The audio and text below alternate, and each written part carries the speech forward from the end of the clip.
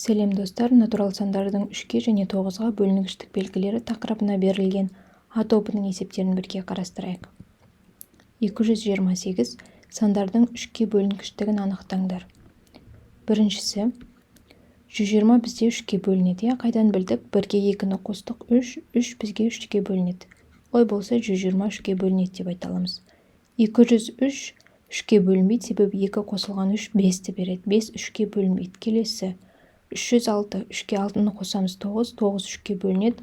Олай болса 306 3-ке бөлінеді деп айта аламыз. Екіншісі 660 6 қосылған 6 12, 12 3-ке бөлінеді. Олай болса 660 3-ке бөлінеді екен. 8 3-ке бөлінбейді. 840, 8 қосылған 4 12, 12 3-ке бөлінеді. Олай болса 840 3-ке бөлінеді екен. Келесі 6 9 екеуісі де 3-ке бөлінеді. Сондықтан бірден жазайық 690. Келесі 5-ке 1-ді қосамыз 6. Олай болса 501 де 3-ке бөлінеді. Келесі 135. Мына жерде 9 шығады. 9 3-ке бөлінеді. Олай болса 135 3-ке бөлінеді деп айта аламыз. Келесі 780. 7-ге 8-ді қоссақ 15, 15 3-ке бөлінеді. Олай болса 780 3-ке бөлінеді. 910. 9-ға 1-ді қоссақ 10, 10 3-ке бөлінбейді. Келесі 1 қосылған 5 6, 6 3-ке бөлінеді. Олай болса 1005 де 3-ке бөлінеді екен. 229. Берілген сандарынан 3-ке бөлінетін сандарды теріп жазыңдар. 123. 1 қосылған 2 қосылған 3 бізде 6-ны береді. 6 бізде 3-ке бөлінеді. Олай болса 123 3-ке бөлінеді. 325. 3-ке 2-ні қосамыз 5, 5-ке 5-ті қосамыз 10, 10 3-ке бөлінбейді. Олай болса 325 3-ке бөлінбейді. 3 қосылған 4 қосылған 2. 9, 9 бізде 3-ке бөлінеді. Олай болса 342 3-ке бөлінеді. 4 қосылған 4 8 3-ке бөлінбейді. Келесі 5 қосылған 6 11, 11-ге 1-ді қосамыз 12. Олай болса 561 3-ке бөлінеді. 6-ға 7-ні қосамыз 13, 13-ге 2-ні қосамыз 15. Олай болса 672 3-ке бөлінеді.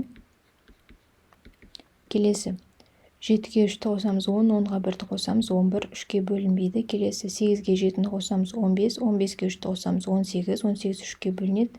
873 де 3-ке бөлінеді екен. 8-ге 8-ді қосамыз 16, оған 1-ді қосамыз 17, 3-ке бөлінбейді. 9-ға 4-ті қосамыз 13, 13-ге 8-ді қосамыз 21, 21 3-ке бөлінеді. Олай болса 948 де 3-ке бөлінеді. 1-ге 4-ті қосамыз 5, 5-ге 1-ді қосамыз 6, 6 3-ке бөлінеді. Олай болса 1041 де 3-ке бөлінеді.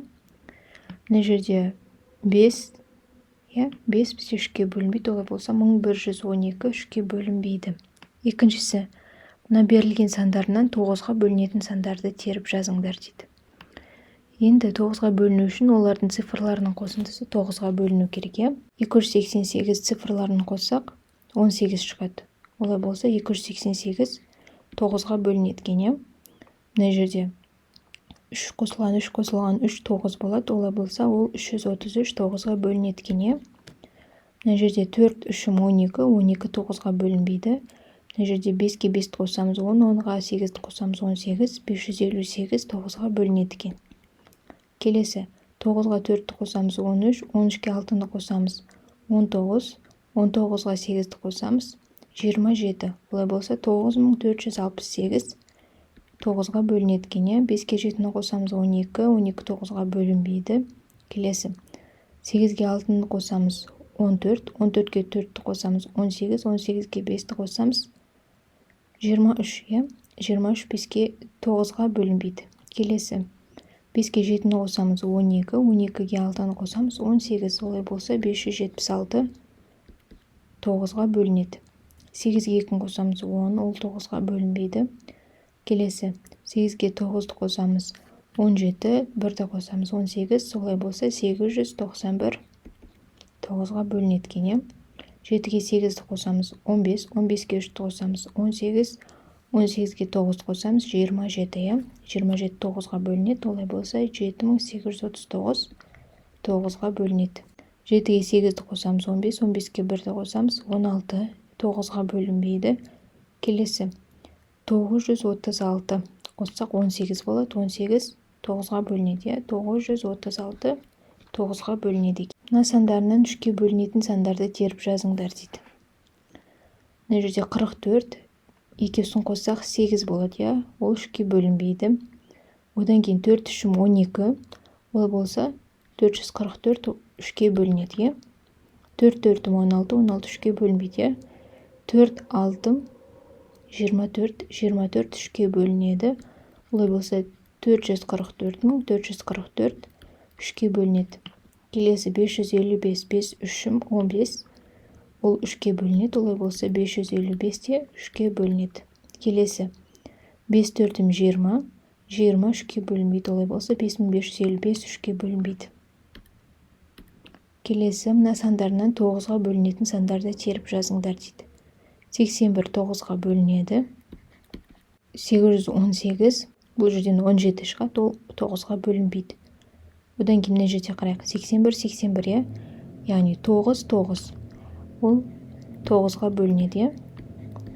Одан кейін мына жерде 9 9 8 болып тұр, ол 9-ға бөлінбейді. Келесі мында 9 9 9 қоссақ 8-ге 1-ді қоссақ 9, 8-ге 1-ді қоссақ 9, 8-ге 1-ді қоссақ 9. Олай болса 818 181 9-ға бөлінеді екен. 231. Пойыздың 9 платформасына тракторлар тиелген.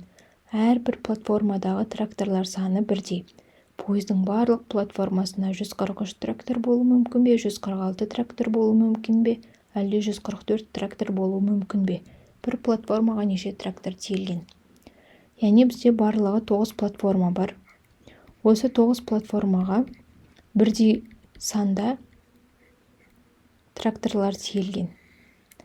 Енді 9 платформада неше трактор бар екен табу үшін осы берілген 143, 144, 146 сандарының қайсысы 9-ға бөлінеді?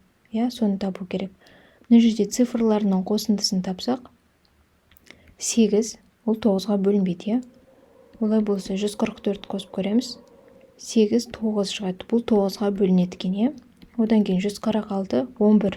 11 бізде 9-ға бөлінбейді. Олай болса, мына жақтағы барлық тракторлар саны 144 екен. Ал бір платформада неше трактордан келетінін табу үшін 144-ті 9-ға бөлеміз, 16 шығады. Сонда бір платформада